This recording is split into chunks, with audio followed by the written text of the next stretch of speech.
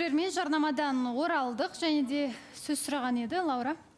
Балауса ханым. Кешірім сұраймын, белгіні көріп алайықшы, белгі Ернардың қолында екен. Ыза. Шын айтпаймын. Лаура. Осы жерде айтқым келіп тұр.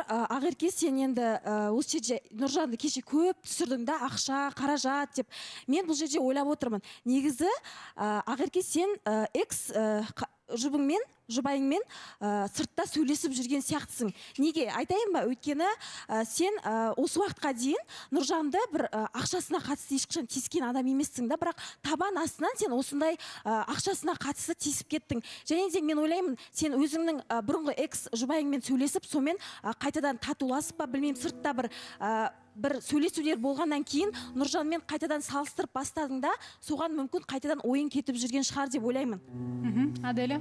Мен де Лаураның пікіріне қосылып кеткім келіп отыр. Себебі алдындағыда енді таныстықты бір жылы жауып қойғысы келіп жатқан сияқты Ақеркен тарапынаншы. Ақша деген ол мәселе, әрине ол мәселе, бірақтан алдыда да оны шешуге болады, екеуі бірлесіп көтерілуге болады деген секілді ауқымды тақырыптарды көтеруге болады да. Отношениеде барлығы гладко, идеально болмайды ешқашанда. Екеуінің бірлесіп жұмыс істеу арқылы адамдар бірге көтеріледі, бірге солай отбасы құрады.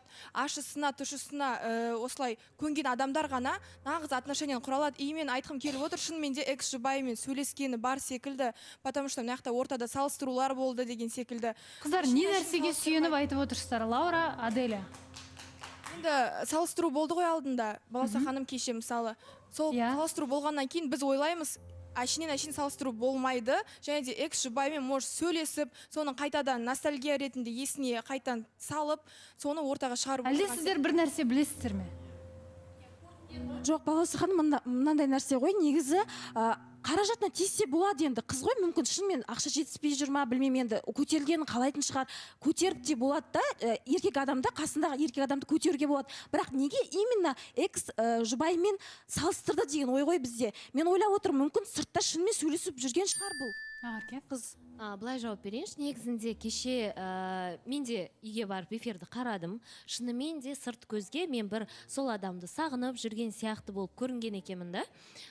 Мен негізінде адамгершілік жағынан, махаббат жағынан ол маған көп бөлді деп салыстырған жоқпын. Мен именно сол сұраққа байланысты қамқорлығы жайында салыстырған болатым. Және де ол салыстыруда айтатын болсам, қай кезде салыстырмалы түрде әйел азаматы айтады өз ер азаматына, уже жанына батып жатқан кезде. Мен мысалға сыртта да басында былай айттым, бірге көтерілейік, давай бір нәрсе жасайық, мынау идея қалай деп тарттым. Одан кейін адам түсінбеді, мен оған уже ұрсып айттым, бір нәрсе жасау керек екенбіз, жасымыз болса келіп қалды деген сияқты. Біз енді болашаққа үлкен қадам жасағаннан кейін бұлай жүргеніміз болмайды деп. Одан кейін адам мені түсінбесе, әрине мен жан айқайымды айтамын. Енді қыздардан сұрап отырмын, неге олай айтып отырсыздар десем, жайдан жай салыстырмайды ғой деп айтып отыр, бірақ нақты сіз өзіңіз айтыңызшы, оған дейін де сіз Нұржанды ақылыңызды айтып, Нұржан былай жасайық, мотивацияңызды беріп жүрген қызсыз деп түсінемін, бірақ ер азам жаңағы бұрынғы экс жұбайыңыз туралы әңгіме қайдан шықты? Өзіңіз неге айттыңыз негізі? Сіздердің екіге кеткендеріңізге бірнеше жыл болған нәрсе ғой, мүлдем байланыстырмайды сіздерді ештеңе. Негізі біз екіге кеткенімізге уже қараша айында бір жылдай болып қалады. Мен ол адамды негізі ешқашанда оның тақырыбын қозғамағам. Біз жақсы қарым-қатынаста екіге кеттік. Мен әлі де ол адамды ер азамат ретінде сыйлаймын, оның ата-анасын сыйлаймын.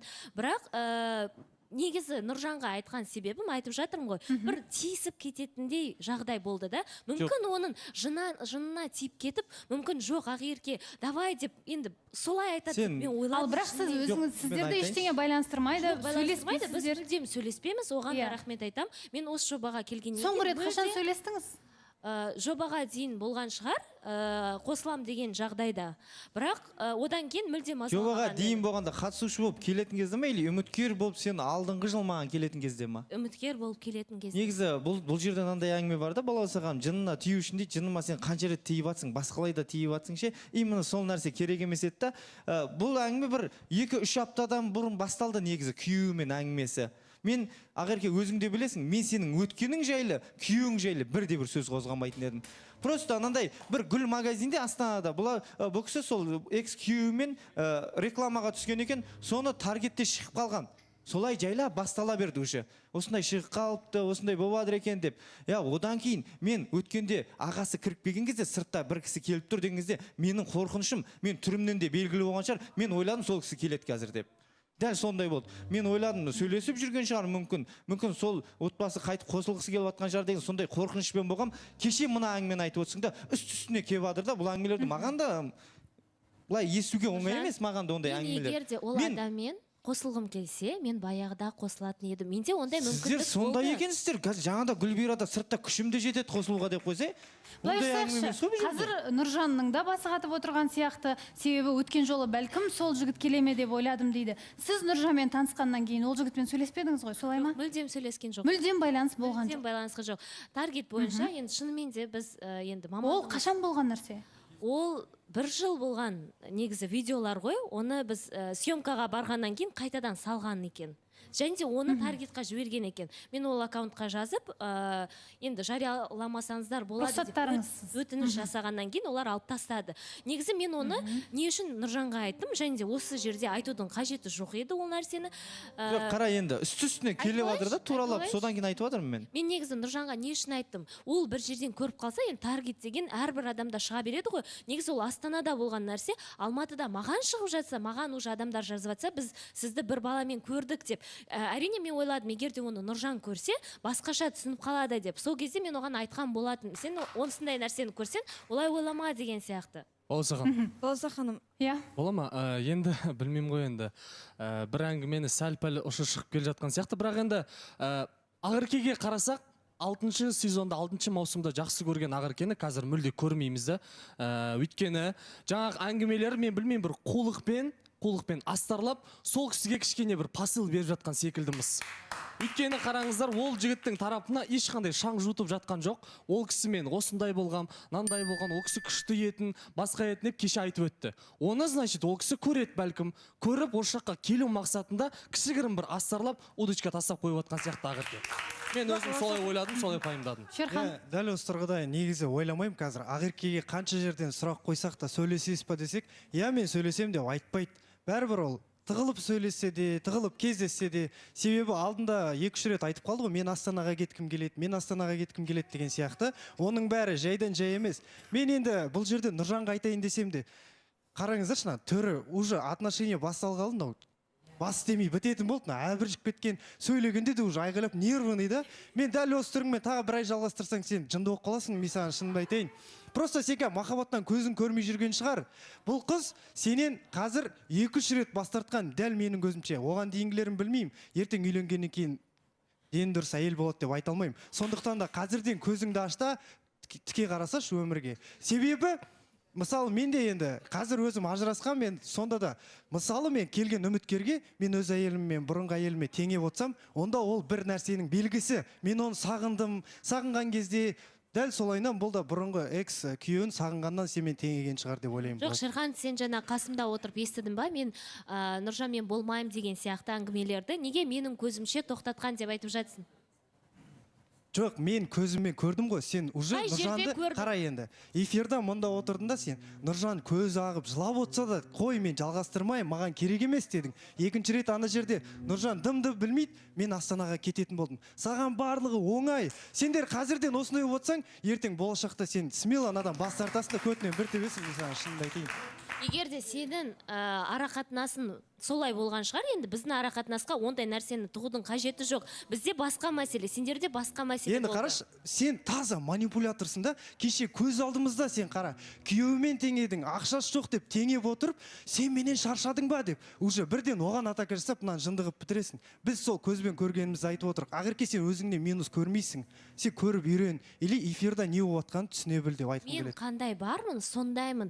Мен манипулятор жатыр или бір нәрсе басқа деп ойламаймын. Егер де ол мені қалай жақсы көрді, солай жақсы көрсін. Мен жасайтын амалдарым ол негізі жаман болсын деп айтпаймын ешқашанда. Мен ғой онымен өмір сүретін, сендер емес. Енді қарашы, Менің жаныма тиіп жатқан нәрсе болғансын мен айтам, ешқашанда жаман болсын деп айтпағанмын осы күнге дейін. Просто енді оның алдында жарайды, мен енді ол нәрсені бір қатты көтергім келген жоқ та, жағдай туралы деген сияқты әр нәрсеге қалай келісіп келе жаттым да. Просто енді болашаққа қадам жасап атқаннан кейін ол нәрсе енді маған важный нәрсе болғандықтан мен айтып жатырмын. Болашақ ер азаматым ретінде. Дұрыс, қара енді. Болашақ ер азамат ретінде көресіз, қыздар шіркін сұмдықсыңдар да. Мені қалай бар солай қабылда. Сен де оны қалай бар солай қабылда. Мен оны қалай Оны сен төмендетпе. Подругаларының жанында оны түсірме. Шырхан, қара, мен оны қалай бар солай қабылдап жатырмын. Бірақ ақша деген, жағдай деген нәрсе әрбір адамның қолындағы нәрсе, оны өзгертуге болады, қаласан деген әңгіме ғой. Қалай бар солай қабылдадым дейсің ба? Қалай бар солай қабылдадым дейсің ба? Уже қабылдамай тұрсың ғой сен. Кеше айтып қойдың ғой сен, болды, маған керек емес, бұл адам таныстық осы жерден тоқтайды деп. Сен мен аузымнан шыққан жоқ, сенің аузынан шықты ғой әңгіме. Осы ма қабылдағаның сонда, қалай бар солай қабылдағаның?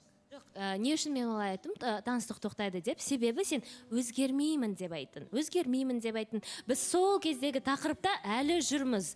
Мысалға мен бір хотя бы енді қыз бала ретінде сондай күтемін да, енді мен айтқаннан кейін, білмеймін, мүмкін қателік өзімнен шығар, ау басында әр нәрсеге келсем деген сияқты. Бірақ мен де қызбын ғой, мен де қалаймын, жарқын болашағымызды қалаймын. Сол кезде хотя бы сенің жағынан тарапынан ер азамат ретінде, ерке, мынаны жасайын деп жатырмын, қолдашы деп айтатын әңгімелерімді күтемін мен әрқашанда. Мен қаламаймын өмір бақи, мен саған кел, мынаны жасайық деп мен сені тартқым келмейді.